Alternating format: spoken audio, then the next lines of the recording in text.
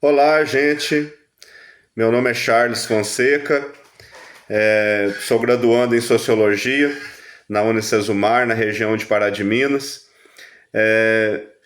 E eu estou aqui hoje porque estou participando de um processo seletivo para ministrar a disciplina de Humanidades, né?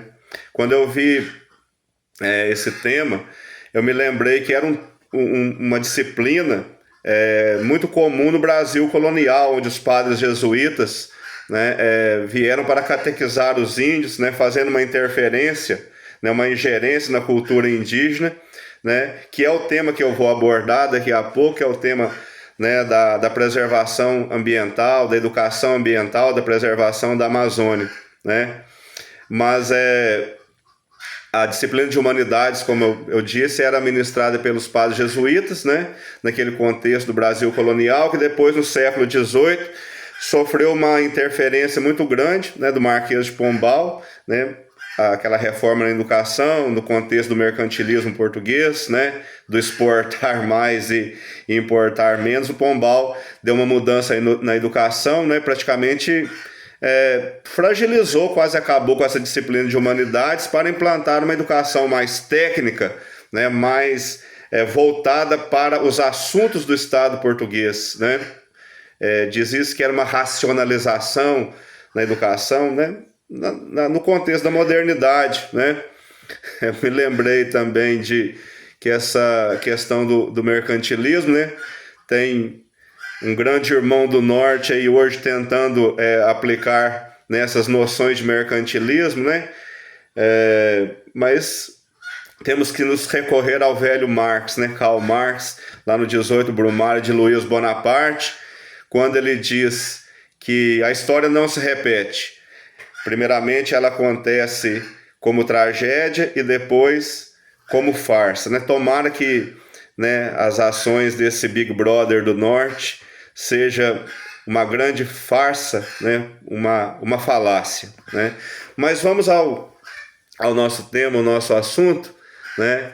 A Amazônia é uma região imensa, um bioma, né, que abriga um ecossistema, uma diversidade enorme, e ela não está só no Brasil, né? Ela pega todo o centro-norte da América do Sul, né? Ela adentra as Guianas, né? A Venezuela, a Colômbia, o Equador, o Peru, me parece que parte da Bolívia. Então, toda essa região nós dizemos que é a Amazônia internacional, né?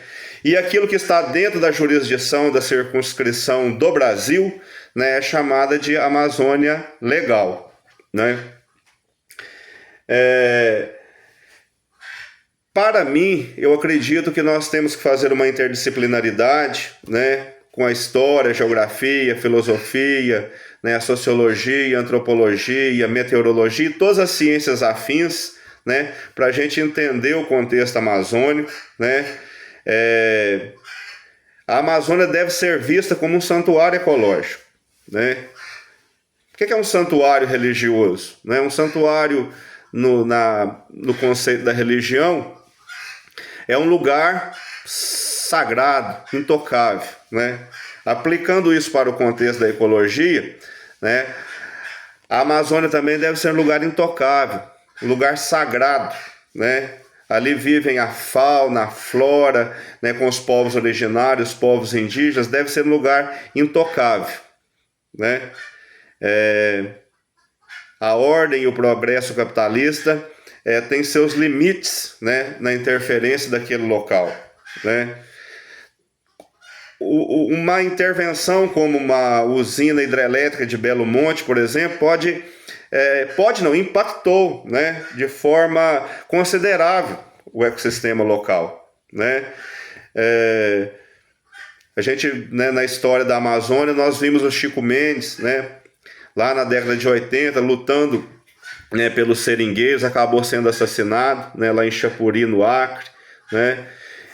Dorothy Stang, outra missionária americana, né? Dom Pedro Casaldáliga, que foi ameaçado de morte, teve um padre da prelazia dele em Mato Grosso que foi assassinado também. Então aquelas pessoas que lutam, né, pela Amazônia, muitos pagaram com a vida, né? Então, gente, faz-se urgente, né, premente, né, a gente ver a Amazônia como um santuário ecológico, como um lugar que deve ser preservado, né, deve ser intocado, né, as mãos do capitalismo, da ideia de progresso, né, progresso de sempre desenvolvimento, isso só traz, não é, muitas vezes degradação, né, desequilíbrio na harmonia do ecossistema, né. Temos que fortalecer órgãos, né? Tem que ter investimentos públicos na FUNAI, a Fundação Nacional do Índio, o IBAMA, o Instituto do Meio Ambiente, dos Recursos Naturais Renováveis. Esses órgãos, esses institutos de Estado têm que ser fortalecidos para que a Amazônia seja vista como um santuário ecológico, né?